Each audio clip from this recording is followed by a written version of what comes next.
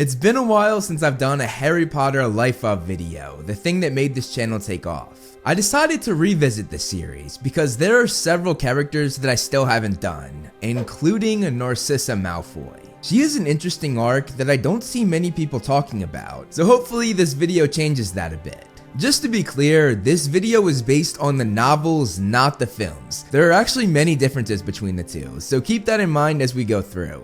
As always though, I'm going to use clips from the films just to make the video more visually pleasing for you guys. If you enjoy this video, please consider liking and sharing. It will greatly help sustain and grow the channel. And if you like what you see, hit that subscribe button, and you can also follow me on all of my other social medias, all of which are linked down below, and all of which house similar content that I make here on this channel. Now, let's dive into the life of Narcissa Malfoy.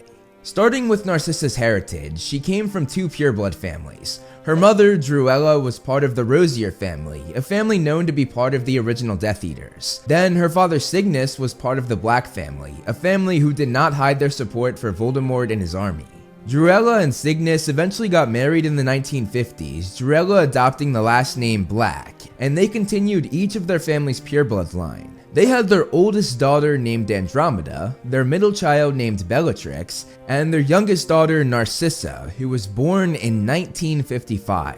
While most people in the Black family have dark hair, Narcissa stood out having blonde hair as well as fair skin. This differed from her two sisters who looked almost identical and who looked like most others part of the Black family. In the film though, they changed Narcissa's hair color, making her have both blonde and dark hair, which I always thought was a way of representing both the good and bad in her. As I said though, for this video we're going by the books, so we're going with her having blonde hair. As you would expect, blood purity was a huge part of Narcissa and her sister's upbringing. Their father Cygnus actively tried to make them prejudice against anyone whose blood was not pure, and made them think that they were better because theirs was pure. This led to Narcissa having a somewhat arrogant expression on her face most of the time, which Harry actually described, saying it was as if she was sniffing dung.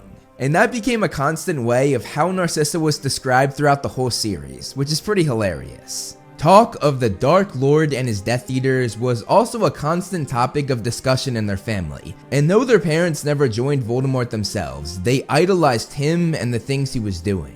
One of the biggest points Cygnus tried to drive home though, was that each of his daughters would marry a man from another pureblood family. Or from their family, that would work too. There was a lot of incest to make sure that their blood stayed pure. Their own cousin, Sirius Black, was the offspring of two Black cousins. So yeah, Sirius was born from incest, a pretty wild fact if you didn't know that already. Narcissa being the youngest, she watched both of her older sisters get their Hogwarts letters and head off to wizarding school. This meant that she spent a few years with just her and her parents, so she was very happy when she finally turned 11 and it was her turn to start her wizarding education.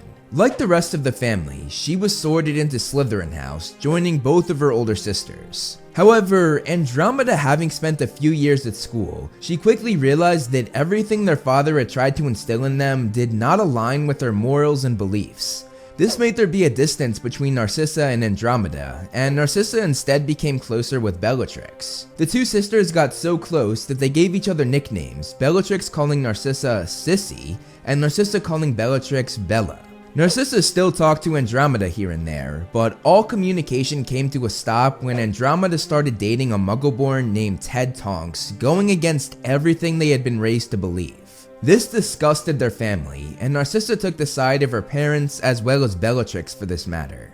I feel like I have to preface that there's this game called Hogwarts Mystery, and in it, they went over a few stories about these three sisters, saying that they were all best friends during their Hogwarts years, were inseparable, and even made a keepsake box together. This game was not canon though, so it will not be part of their story in this video, and rightly so because it pretty much goes against the established lore. Like her older sister, Narcissa also met someone at Hogwarts, but unlike her sister's boyfriend Ted, Lucius was actually accepted by the family because he was a pureblood. Narcissa had done what her father Cygnus had expected of her, taking the beginning steps of bridging their pureblood family with Lucius's pureblood family, the Malfoys. Interestingly, toward the end of Narcissa's time at Hogwarts, her cousin Sirius Black arrived. In his year was also Severus Snape, who we know was friendly with Lucius, so it's likely that Narcissa was aware of her cousin's presence at the school, but she probably did not pay him any attention considering the fact that he was in Gryffindor and was clearly a blood traitor.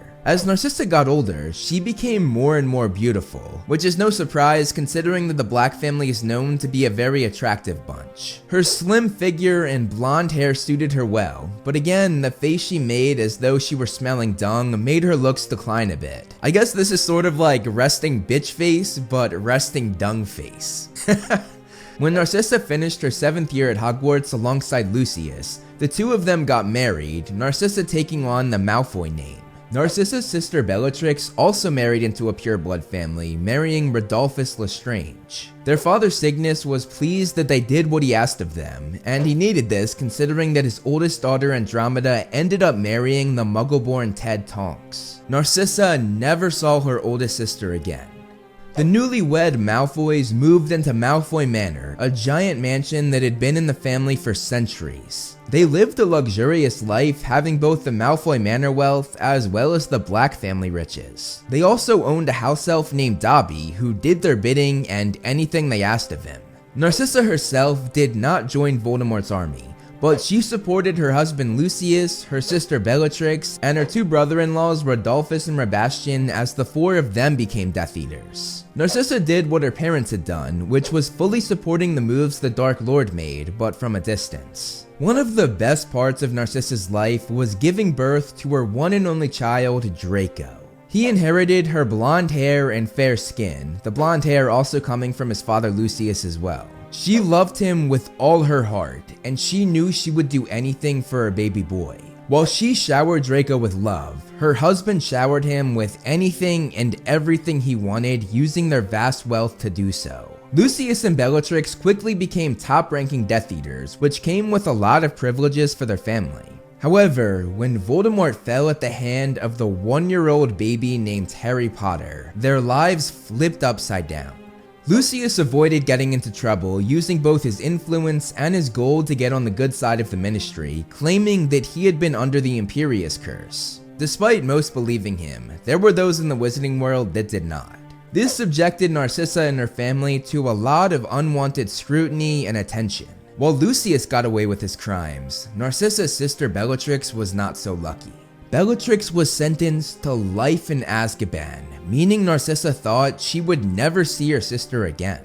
This is almost certainly something that affected her considering how close these two sisters were. The Malfoys remained among the elite in the wizarding world, having close relationships with all sorts of high-ranking Ministry employees, including of course the Minister of Magic himself, Cornelius Fudge. However, though this was nice, Narcissa and her family regretted Voldemort's downfall, thinking that he would have brought about a better world free of Muggleborns and blood traitors. Instead, they had to suck up to the people they once thought that they would rule over just to stay out of trouble. Narcissa and Lucius raised Draco to understand the importance of blood purity, and they ensured that he had disdain for those who did not align with their lineage or wealth. This led to Draco being very snobby, cruel, and arrogant. However, this was exactly how Narcissa wanted her child to be, and to her, he was the best child in the world. When it came time to think about schooling for Draco, Lucius wanted to send their son away to Durmstrang Institute in Northern Europe, a school that put more of an emphasis on the dark arts. The headmaster was Igor Karkaroff, a friend of Lucius's and a fellow ex-Death Eater who did not accept Muggleborns into his school. The school valued blood purity, which of course aligned with the values Narcissa had instilled in Draco. However, her love for her son outweighed this, and she said that Durmstrang was too far from home for her to bear. She opted to instead send him to Hogwarts, despite the fact that it was run by the Muggle champion Albus Dumbledore. This was the school that both she and Lucius went to though, so it wasn't that bad. When Draco turned 11, he got his Hogwarts letter, and before the school year started, Narcissa and her husband took him to Diagon Alley. There, the family split up, Draco getting his robes, Lucius getting his books, and Narcissa looking at wands for Draco. I'm not really sure why she would be getting his wand, considering the fact that the wand chooses the wizard, meaning he would have to test them out himself. But maybe she was just gathering a few for him to try when he got there, I don't know. Narcissa dropped her son off at platform 9 3/4 where she watched her baby boy head off to school. Narcissa ensured that she kept in contact with Draco a lot, sending him letters, sweets, and gifts on a regular basis with their fancy eagle owl, which Draco enjoyed showing off to the other students. When Lucius returned home from Hogwarts at the end of Draco's second year, Narcissa got the shocking news that their house elf Dobby was no longer in their ownership. Lucius had been tricked by Harry Potter into freeing Dobby, meaning they no longer had their slave. Probably for the best. Getting rid of slavery is a very good thing. A few months later, Narcissa heard about her estranged cousin Sirius Black escaping from Azkaban. He was thought to have been a spy for Voldemort who had turned on his best friends James and Lily Potter. Most that were in Voldemort's inner circle were not convinced of this though, including Narcissa. When the Quidditch World Cup was hosted by their Ministry of Magic, the Malfoys got a personal invite from Cornelius Fudge himself. They joined him in the minister's box, which was offered following their generous contribution to St. Mungo's Hospital. When the three of them arrived, they were welcomed with excitement from the minister, and Lucius introduced Narcissa and Draco to him. Narcissa enjoyed the match with her son, who sat between her and Lucius, but it was what happened after the match that truly made this night enjoyable for the Malfoys. Lucius and Narcissa stayed up late drinking with some ex-Death Eater friends, who like Lucius had also avoided capture and imprisonment, and they all decided to start some chaos. They dressed in masks and terrorized the campgrounds, but worst of all, they targeted the Muggle campsite owners, who they made float in the air and made the mother flip upside down for everyone to see her underwear. I find it unlikely that Narcissa was among those in masks, mostly because she did not take a role in the Death Eater's ranks, so I think she would have the same mindset about this little excursion. However, we don't know for sure. She could have been a part of it, especially because Draco was on his own in the woods during this, and you would think that Narcissa would want to be next to her son if she wasn't participating. Either way though, she most likely enjoyed the chaos inflicted on the campgrounds. Their fun ended immediately though when the dark mark was cast in the sky, which made everyone involved retreat. Narcissa kept an eye on the dark mark on her husband's forearm, which got darker and darker as time went on. This made them realize that Voldemort might be coming back, which was both exciting for them, but also terrifying. Eventually, the mark called Lucius to the Dark Lord for the first time in 14 years, and Narcissa watched him leave as he returned to his former master. At the end of the school year, when Narcissa went to pick Draco up at King's Cross, Draco had been knocked unconscious with multiple hex marks on him, courtesy of the trio and the twins. As Harry exited the train, he stepped over Draco, Crabbe, and Goyle, all of whom were still unconscious. I don't know if they got off the train in time or not, or if someone found them, but I would love to know what happened next and how Narcissa reacted to the fate of her precious Draco. Lucius was once again accused of being a Death Eater, this time by Harry Potter, who claimed that he had seen Voldemort return. Nobody believed him though, and the Ministry made a fool of him in the Daily Prophet, while the Malfoys continued to enjoy a luxurious life in high society. With Voldemort's return, Narcissa found out that her estranged cousin Sirius Black was in fact not in league with Voldemort, but was instead part of Dumbledore's army, the Order of the Phoenix. A few months later, Narcissa's sister Bellatrix, who she thought she would never see again, was freed from Azkaban alongside Narcissa's brother-in-laws. Both Bellatrix and Lucius returned to being Voldemort's top and most loyal acolytes, and they were both entrusted to retrieve a prophecy for their master. Narcissa played a part in this plan as well, but once again from the sidelines. She was able to speak with Kreacher the House Elf after he had spent the last year among the Order of the Phoenix. He could not divulge the location of the headquarters or any of the Order's secrets. However, Narcissa very cleverly got some information out of him that most would not see value in. She found out that Harry Potter was the most important thing in the world to her cousin Sirius. She passed this on to the Dark Lord, and he used this information to lure Harry to the Department of Mysteries. Narcissa had all but set up a slam dunk of a mission for her husband and sister, but it went about as badly as you can possibly imagine. Not only did they fail to get the prophecy, but it was smashed and lost forever. The Ministry discovered that Voldemort really was back, and Lucius, along with several other Death Eaters, were captured and taken to Azkaban. The effect that this had on Narcissa was massive. After years of dodging accusations of her husband being in league with Voldemort, the truth had finally caught up with them, and their family became a disgrace. Narcissa had fallen from grace tremendously, but that was the least of their worries. Following Lucius's failed mission, Voldemort decided to punish him by targeting Draco. He had Draco take his father's place, and then assigned him the impossible task of killing Albus Dumbledore. Narcissa was an absolute wreck at this point. She missed her husband, she was terrified at what the future held for her son, and she was very aware that if Draco failed this mission, it could mean the death of her entire family. The worrying mother in her decided to take drastic measures, not caring about what the Dark Lord's orders were. Her sister Bellatrix, being so loyal to Voldemort, tried to stop Narcissa and followed her to Spinner's End. She eventually caught up with her sister, grabbed her by the arm, and swung her around to try and talk some sense into her. However, Narcissa proceeded to threateningly point her wand at Bellatrix. This made Bellatrix laugh, saying that she would not do anything to her own sister. Narcissa responded in hysteria though, saying wildly that there was nothing she wouldn't do anymore. When they reached their destination, they were welcomed by Severus Snape, who ushered them into his home.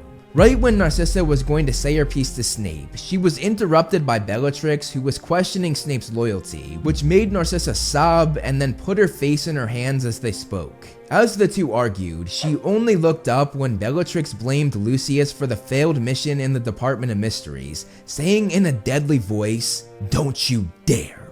Don't you dare blame my husband!" Once Snape and Bellatrix had concluded their back and forth, Narcissa had the floor again, but she was once again cut off, this time by Snape alone. He said that if the Dark Lord had told her not to speak of Draco's mission, then she shouldn't speak of it. This made Narcissa give a painful gasp, but she was revived when Snape said that he was in on the plan, to which she said that she knew he would be because the Dark Lord trusted him. Narcissa began to say that this plan could take her one and only son's life, but her sister interrupted, saying that Draco should be proud, and added that Draco was not cowering away from the task brought before him. This made Narcissa cry again, noting that Draco did not know the severity of what he was doing, being only 16 years old.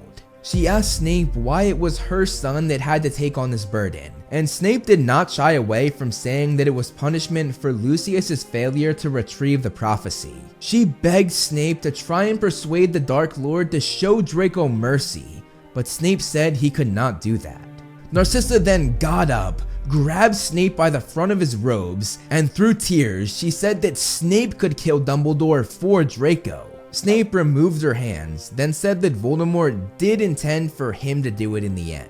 However, he said that the Dark Lord was determined to let Draco try so that Snape could stay at Hogwarts for a little longer, playing his role as a spy. Narcissa took this to mean that Voldemort did not care if her son lived or died, and she fell at Snape's feet, crying hysterically. Snape lifted her up though, placed her on the couch, and told her that he would try his best to both protect and help Draco. Narcissa then asked of Snape a great burden, inquiring if he would make the unbreakable vow. In the film, it was Bellatrix who asked Snape this, but in the book, it was Narcissa. And as I said earlier, this video is based on the novels, not the films. There are a lot of small little differences like this, like the fact that Snape met the sisters at the door rather than Wormtail, who we saw answer the door in the movie.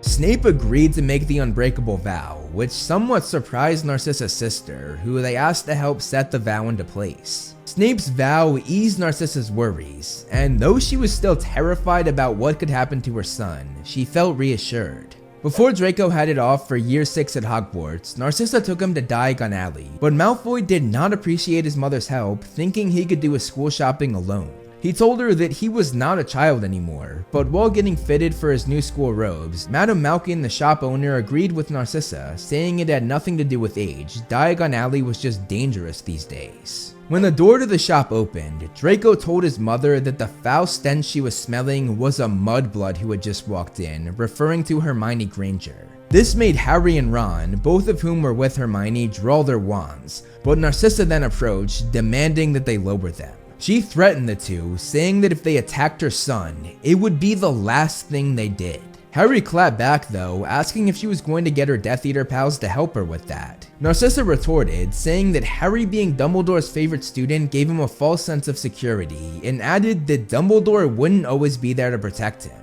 Something that she was of course aware of given the mission that was given to her son. Harry mocked her though, saying that Dumbledore wasn't there now, so why not have a go at him and get locked up in a double cell with her loser husband.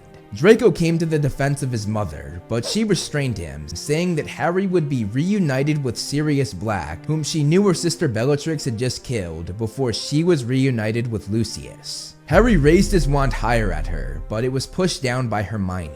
Narcissa moved on, saying that she didn't want to buy robes from the shop anymore now that she knew what kind of scum shopped here, referring to the Muggle-born Hermione. She and her son then left, and they instead went to another robe shop called Twilfit and Taddings. Malfoy was determined to shop on his own, and he was eventually able to give his mother the slip. Harry noted that Narcissa would not have let her precious son out of her sight willingly, meaning Malfoy must have made a real effort to free himself from her clutches. While away from his mother, Draco went to Borgin and Burke's, where he began to formulate his plan to fulfill the mission the Dark Lord had given him.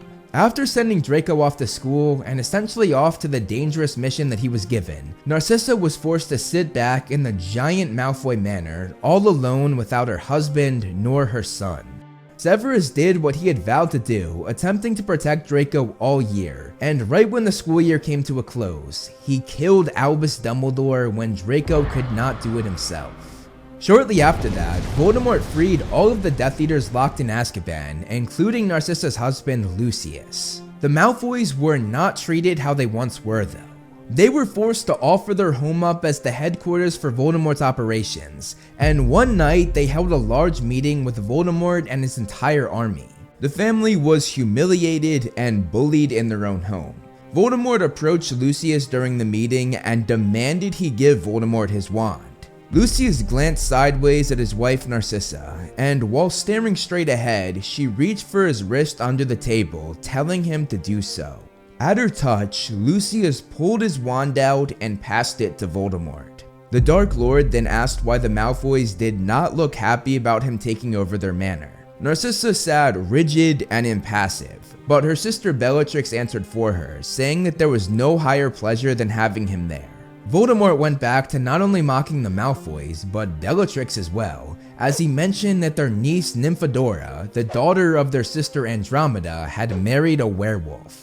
The entire room laughed and jeered at them, delighted in Narcissa and Bellatrix's humiliation. Once the jeering stopped, Bellatrix said, "She is no niece of ours, my lord. We, Narcissa and I, have never set eyes on our sister since she married the Mudblood. This brat has nothing to do with either of us, nor any beast she marries." Following this, Narcissa's son was then picked on, as Voldemort asked mockingly if he would babysit the cubs. When Draco locked eyes with his mother, she shook her head almost imperceptibly, then resumed her own deadpan stare at the opposite wall. Voldemort assigned Narcissa, Bellatrix, and Lucius to stay at the manor, holding down the Death Eaters' headquarters, a rather lackluster job that he clearly felt they deserved. Earlier that year, Narcissa had sent her son off to his 7th and final year at Hogwarts, and she knew it would be very different this time around. When he came home from Easter holiday though, something miraculous happened. They were visited by a group of Snatchers, and Narcissa met them at the entrance of their home. They claimed to have captured Harry Potter himself, and after taking a closer look at his swollen face, courtesy of a stinging jinx, she invited them in. She told them that her son was home and that he could identify if it really was Potter. Her son did not come through as she had hoped, however, saying that he was not sure if it was him. Lucius was leaning toward the conclusion that it was, but Narcissa voiced to her husband that they had to be completely sure it was Potter before they called the Dark Lord, because if it wasn't, he would torture and possibly kill them. Narcissa then took a closer look at Hermione, who was captured alongside Harry, and she remembered meeting this Mudblood in Madame Malkin's, and she inquired to her son if it was the same girl. Lucius then recognized Ron, which made them think that this really was Harry. When Bellatrix entered the room though, everything changed. Upon seeing the sword of Gryffindor in the Snatcher's hand, she took every last one of them down besides Greyback. She then ordered Draco to move the bodies outside, adding that if he didn't have the guts to finish them off, she would do it herself later on. This angered Narcissa, and she told Bellatrix not to talk to her son like that. Having seen the sword though, Bellatrix cut her off, saying that they had bigger things to worry about. She once again pushed Narcissa's buttons again, telling her to take Harry and Ron down to the cellar, and Narcissa clapped back, saying that she couldn't give her orders in her own house. Narcissa instead ordered the werewolf Greyback to do it, Narcissa no doubt seeing him as below her because of his condition. Shortly after this though, Harry and Ron escaped and a duel broke out. Narcissa's husband Lucius was the first to go down, but they were able to corral the prisoners nonetheless. Chaos erupted though when the Malfoy's former house elf Dobby dropped the chandelier to the ground, sending shards of glass everywhere. This cut Draco's face pretty badly, and when another duel broke out, Narcissa did not partake, instead protecting Draco from further harm, especially because he was now wandless when Harry took it away from him. Once Narcissa knew that he was safe, she yelled furiously at Dobby and began to raise her wand, doing as Bellatrix said to kill the house elf. However, she was disarmed by Dobby himself, and when Bellatrix screamed that the elf had defied his masters, Dobby exclaimed that he had no master, and that he was now an elf free of the Malfoy family. Dobby then disapparated everyone to safety, and Narcissa as well as Draco stood pale and frozen watching them leave. She of course did not know that her former house elf died moments later. They had unfortunately called Voldemort to Malfoy Manor before the chaos had erupted, and the Dark Lord was furious with them for allowing Harry Potter to escape their grasp. They were tortured for their failure, Lucius getting the most of it, still bearing marks of this punishing even months later. Narcissa was also present when Voldemort discovered the robbery of Bellatrix's vault, which was now missing a cup. Narcissa did not know the importance this had to Voldemort, but she witnessed his wrath as he killed every last person in the room. Luckily, Narcissa escaped unharmed, no thanks to her husband and sister who threw people behind them to ensure their own safety. Before Draco went back to school, Narcissa, not even worried about her own safety, gave Draco her wand, as his wand had been taken by Harry during the skirmish before they escaped. This meant that neither herself nor her husband had a wand to defend themselves should anything happen, which really shows how much Narcissa valued her son's life over her own. When it became clear that a battle was to take place at Hogwarts, Narcissa was terrified for Draco's safety. Though she and Lucius had obtained new wands, she did not have any desire to fight, she just wanted to get her son out alive. Eventually the battle came to a stop, and Voldemort called all of his army to the Forbidden Forest. Narcissa followed orders, but to her horror, Draco did not join them. As she sat in the forest waiting for Harry Potter to arrive, her eyes were sunken and were full of apprehension. When Harry finally did arrive, Narcissa witnessed the Dark Lord using the killing curse on him and saw Potter fall to the ground. Voldemort immediately wanted to know if he really had killed the boy or not. To check, Voldemort shot a spell at Narcissa that caused her to shriek in pain and told her to examine Harry. Narcissa did as she was told, and to her surprise, when she touched Harry's chest, she felt a heartbeat. She got closer to Harry and whispered very softly, "Is Draco alive? Is he in the castle?" Harry responded saying, "Yes." Getting confirmation of her son's fate, she stood up and did something insane. She informed Voldemort that Harry was indeed dead. She knew that the only way she would be permitted to enter Hogwarts and find her son was as part of the conquering army. She no longer cared if Voldemort won or not. Now, a lot of people have asked why Voldemort, arguably the most powerful Legilimens, was not able to read Narcissa's mind when she told him that Harry was dead. And I actually have some thoughts on this. We know one other person whose mind Voldemort was not able to read, and that is of course Severus Snape. He's of course a great Occlumens, but he's no match against Voldemort's Legilimency. No, the real reason why Snape was able to fool him was because Voldemort was never able to comprehend his motive, his love for Lily. Love was the one thing that Voldemort always underestimated and never understood. Now getting back to Narcissa, it's the exact same situation. Voldemort could not read her mind because he could not comprehend her motive, which was her love for her son Draco. So I think that's a reasonable explanation of what some people have called a plot hole. Then again, that's obviously not confirmed, but I guess we could call it an educated theory? Getting back to the story though, when they returned to the castle with what Voldemort thought was a dead Harry Potter, the battle resumed when Neville Longbottom stepped forward. Neither Narcissa nor Lucius joined the reignited fight though, instead running through the crowd screaming for their son. they had officially abandoned Voldemort and his Death Eaters. This is very different than the film where Draco joined them before the battle restarted. This was actually a great scene though, as Draco did not listen to his father when he called him over. He only rejoined them when his loving mother asked him to. Draco! Draco, come. The movie also showed the Malfoys leaving the school together, Draco holding his mother's hand with his father trailing behind. But this is something that did not happen in the book. In the book, they never left the school. Instead, Narcissa and Lucius found Draco, reuniting their family, and they took a step away from the fight, but still stayed in the Great Hall. While on the sidelines, Narcissa witnessed the death of her sister as she was killed by Molly Weasley. It's unclear how she would have felt about this. She was of course close with her sister for most of her life, but following Bellatrix's stint in Azkaban, nothing was really the same. On several occasions, Narcissa defended both her son and her husband to Bellatrix, meaning that there was most likely a distance between the two of them. Nevertheless, I'm sure it wasn't easy watching the sister she was once so close with die right in front of her. Following Voldemort's defeat, Narcissa and her family joined the good guys in the Great Hall following the battle. The three of them were huddled together as though unsure whether or not they were supposed to be there, but nobody was paying them any attention. Narcissa's betrayal of Voldemort granted her entire family immunity, which is kind of wild considering all of the awful things that Lucius Malfoy did. Like, he committed so many brutal and unforgivable crimes, and they were just like, oh yeah, your wife lied to Voldemort, so yeah, you're good to go. Nevertheless though, she had risked her life and her safety to protect Draco, something that is a constant theme during her story. The Malfoy family that had fallen from grace 1 year before remained in disgrace by most of the Wizarding world. Even after everything that happened, Narcissa and Lucius still upheld the importance of blood purity. And that's actually a point taken from The Cursed Child, which historically is very inaccurate to the original books, but J.K. Rowling said it's canon, so I'm gonna put it in the video.